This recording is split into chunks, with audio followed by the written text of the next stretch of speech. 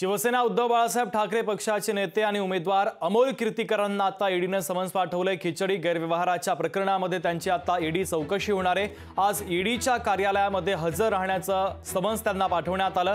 तर अमोल कीर्तीकरांना अटक होण्याची देखील शक्यता आहे। तर अमोल कीर्तीकरांना मुंबई वायव्यमधून आता पक्षाने उमेदवारी देखील जाहीर केली आहे आणि त्याच अनुषंगाने ही आजच्या दिवसभरातली एक महत्त्वाची घडामोड म्हणावी लागेल, कारण खिचडी गैरव्यवहाराच्या प्रकरणामध्ये त्यांची ईडी चौकशी होणार आहे आणि चौकशीनंतर आता अमोल कीर्तीकरांना अटक होण्याची देखील शक्यता वर्तवण्यात आलेली आहे। तर अमोल कीर्तीकर आता शिवसेना उद्धव बाळासाहेब ठाकरे या पक्षाचे मुंबई वायव्यमधून उमेदवार आहे आणि त्यांच्या अडचणीमध्ये आता कुठेतरी वाढ होत चालल्याचं पाहायला मिळत आहे।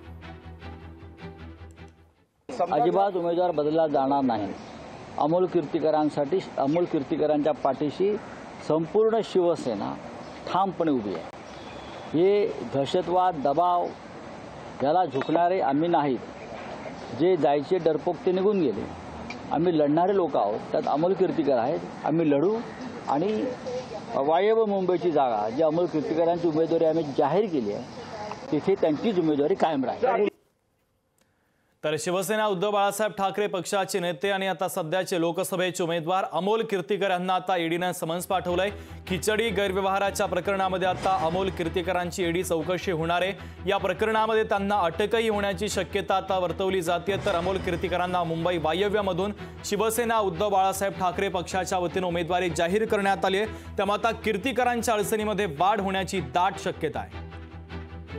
स्वप्नील जाधव आपले प्रतिनिधी आपल्याशी जोडले जात आहेत। स्वप्नील, अमोल कीर्तीकरांना उमेदवारी देखील जाहीर झाली, मात्र दुसरीकडे खिचडी गैरव्यवहाराच्या प्रकरणामध्ये ईडीने त्यांना समन्स पाठवलंय। त्यांच्या अटकेची शक्यता वर्तवण्यात येते। कीर्तीकरांच्या अडचणीमध्ये आता मोठी वाढ झाल्याचं कळतंय। अधिकचे अपडेट।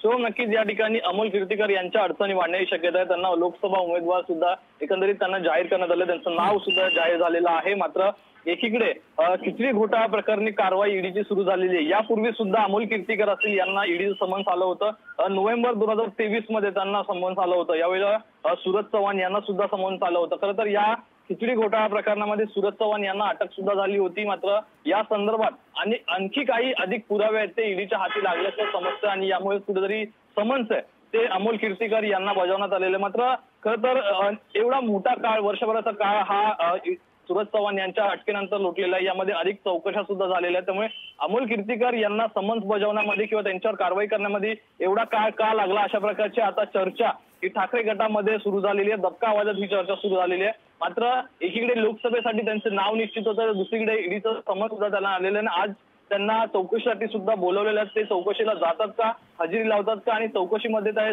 समाधानकारक उत्तर ईडीला देतात का, यावरती सर्व गणित आहे ते पुढील अवलंबून आहे। जर अमोल कीर्तीकर हे ईडीच्या तपासामध्ये त्यांनी सर्व प्रकारचं सहकार्य केलं तर त्यांच्या अडचणी वाढणार नाहीत। मात्र जर कुठेतरी सहकार्य केलं नाही तर अमोल कीर्तीकर यांच्या अडचणी नक्कीच वाढतील। तर दुसरीकडे अमोल कीर्तीकर यांना उमेदवारी जाहीर केल्यानंतर जे मुंबईतील उत्तर पश्चिम मतदारसंघ आहे या पदाधिकाऱ्यांची बैठक उद्धव ठाकरे यांनी मातोश्रीवरती बोलवलेली आहे। या संदर्भात चर्चा होणार आहे। तसंच एकीकडे अमोल कीर्तीकर यांना समन्स आले त्यावरती चर्चा होईल। तसंच ही जागा निवडून आणण्यासाठी कशा प्रकारे रणनीती आखण्यात येईल या संदर्भात सुद्धा चर्चा ही होणार आहे। करण, लोकशाही मराठी ऐका, पहा, जागरूक रहा।